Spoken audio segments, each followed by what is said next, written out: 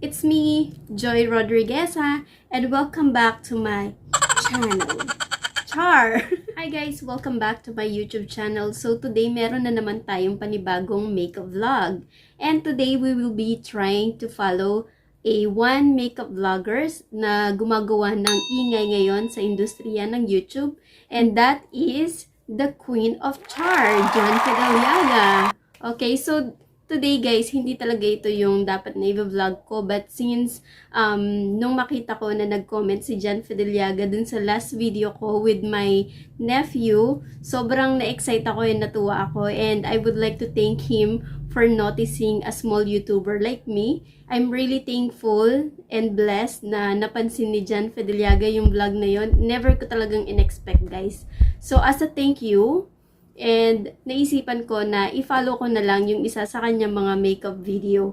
And since hindi ko pa nagagawa itong makeup na ito guys, naisip ko na ito na lang yung gagawin kong makeup look. And at the same time, I will try following his way of doing his makeup. So yun lang guys. And yeah, shout out to Jan Fideliaga. Thank you so much for noticing my last video with my nephew. Kung hindi ka pa pala nag-subscribe sa aking channel, mag-subscribe ka na. And don't forget the bell button para naman hindi nyo ma-miss yung aking mga bagong video. So, hindi ko na patatagalin guys. Let's go into the video.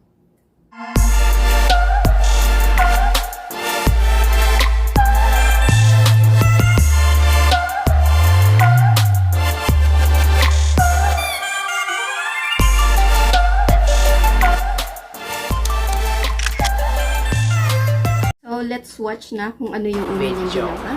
Char. For today's video. Okay, so nag-start siya na meron na siyang kilay and parang may nilagay na rin siyang foundation sa kanyang eyes. So yun muna ang gagawin ko and I'll be back. And I'm back with my eyebrow on. So let's see kung ano na yung next step na ginawa ni Jan.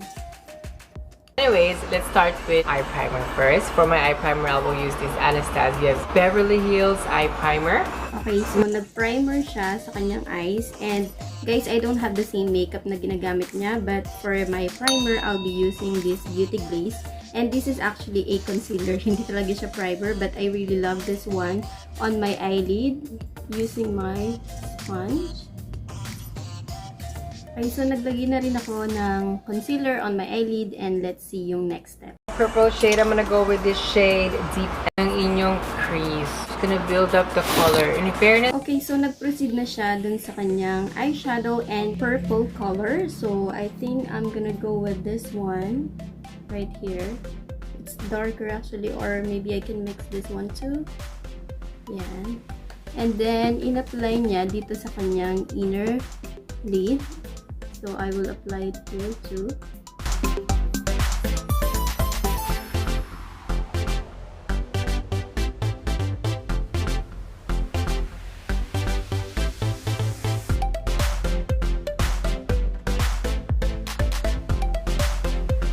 Okay, so next na kinuha niyang color is color blue. So ito yung ito-take ko. And in-apply niya dun sa kanyang outer V.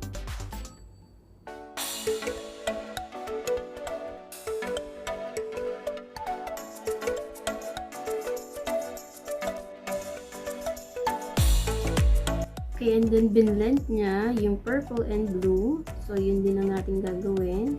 We will just blend it together. Okay, so next shade naman is kumuha siya ng red. Let's play. this Fuego. We're gonna blend that on top of purple. So, wala akong red, but I have the closest shade na kinuha niya. I think it's this one. So, ito yung ilalagay natin on top of the purple.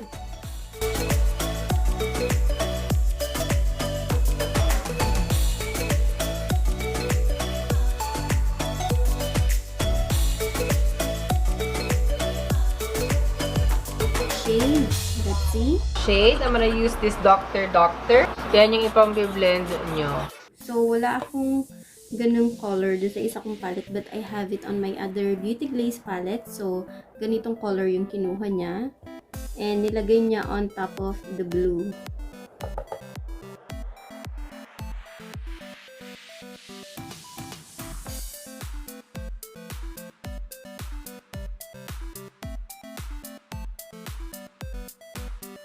Okay, so next color is, okay, yung sun rays daw, yellow, and nilagay niya on top of dito, kung saan siya naglagay ng yellow green. So, I'm just gonna get a brush and apply that. So, kukunin ko itong yellow na to. Yan.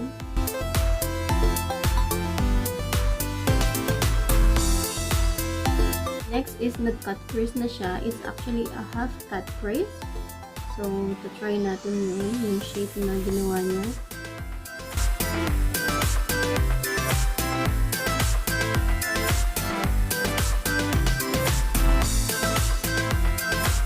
And then, gumamit siya ng wet wipes para linisin niya yung ginawa niyang cut crease.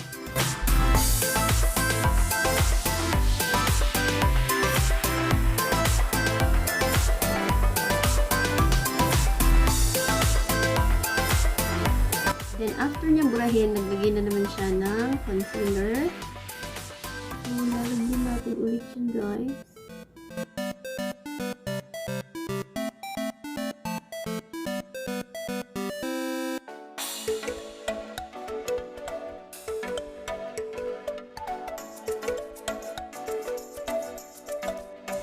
So, next is naglagay ulit siya ng blue and nilagay niya dito sa may lower area ng inyo pong eyelid.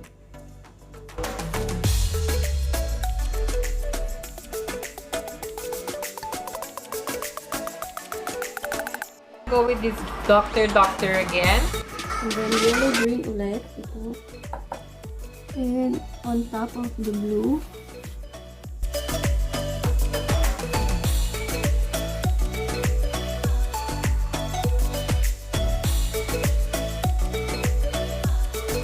And then, sunod naman is yung yellow on top of the yellow green.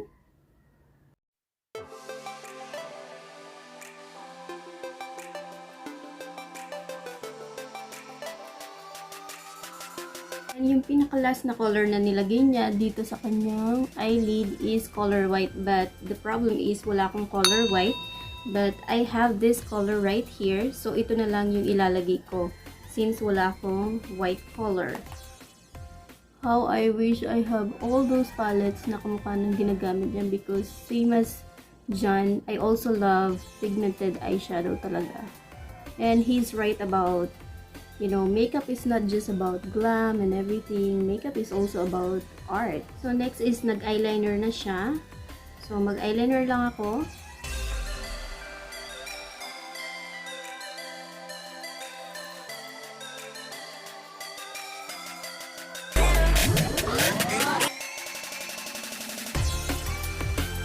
Back and look here. I'm snatched for the gods. Char. Okay, so pagbalik niya is meron na siyang foundation and nagbe-bake na siya sa kanyang face. So yun na rin din ang aking gagawin and I will be back. And I'm back. So panoorin na natin kung ano yung next step na ginawa niya. Okay, lower lash line. In outer corner. Outer corner. Okay, so nilagay niya ulit yung color blue and I'm using this brush which is dapat sana is mas flat. So, ang gagawin ko na lang is I'm gonna press this brush and smudge it here sa outer corner.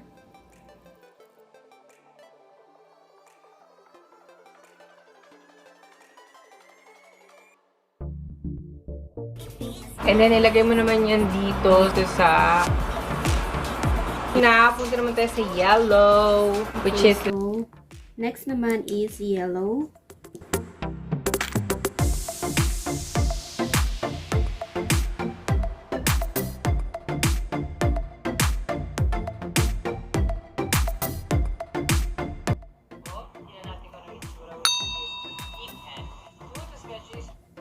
Okay, so naglagay din siya ng violet sa ibaba.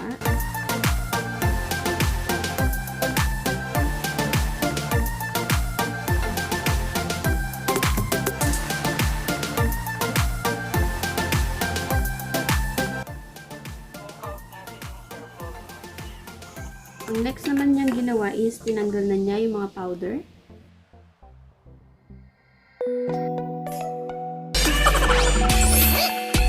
Okay, Okay, so after niya tanggalin yung setting powder is naglagay na siya ng blush on and naglagay na rin pala siya ng kanyang false eyelash. So, maglalagay lang ako guys and I'll be back. And I'm back. So, let's watch kung ano na yung sunod na ginawa niya.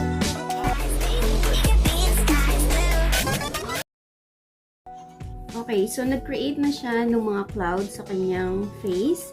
And gagamitin ko is yung Beauty Glaze. Same thing nung ginamit ko kanina sa aking eyelid because this one is whiter.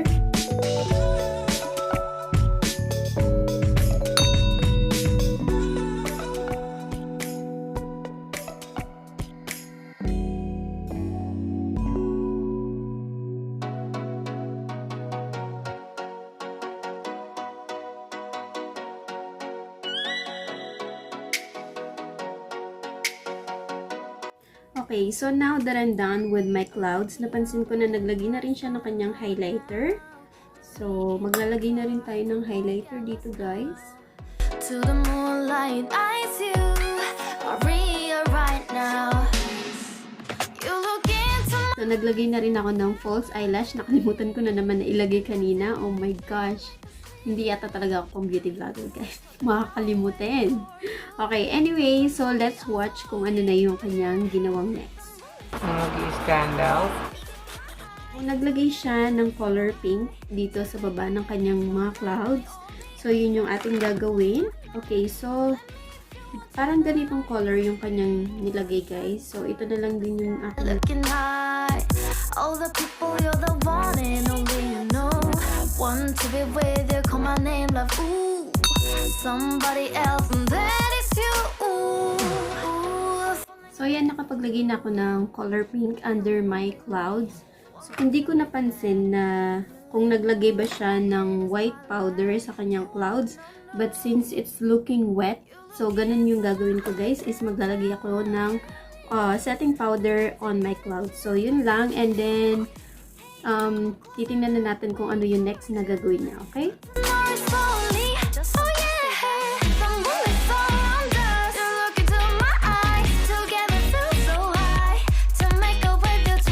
Kung nadunggol lang, I'm just going to finish everything and I will show you the final look. Okay, so nag-lipstick siya ng parang brown and my only brown color is this color guys from MAC. So ito na lang yung aking gagamitin.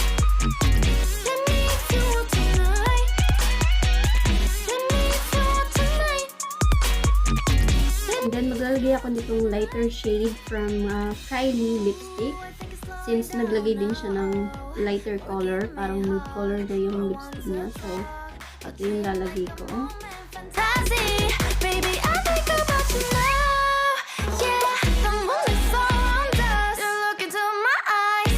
So, yan na. And then, yung naging final niya is naglagay lang siya ng setting spray, which is I'm gonna be using from NYX.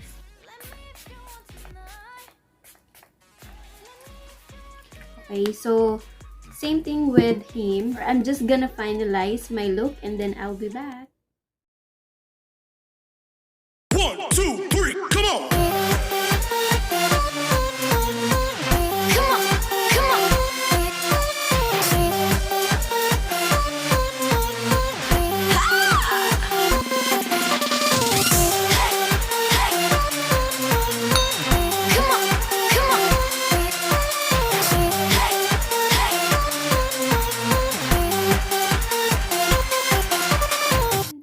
For today guys, sana nag-enjoy kayo sa vlog na ito, and kung meron pa kayong mga makeup artist na gusto ninyong i-follow ko, please don't forget to comment down below, and if you haven't subscribed to my channel, please subscribe now and don't forget the bell notification para naman hindi mo ma-miss yung aking mga bagong video. Jan Fideliaga, thank you so much for your comments on my last videos, and sana soon in the future, sana ma-meet kita.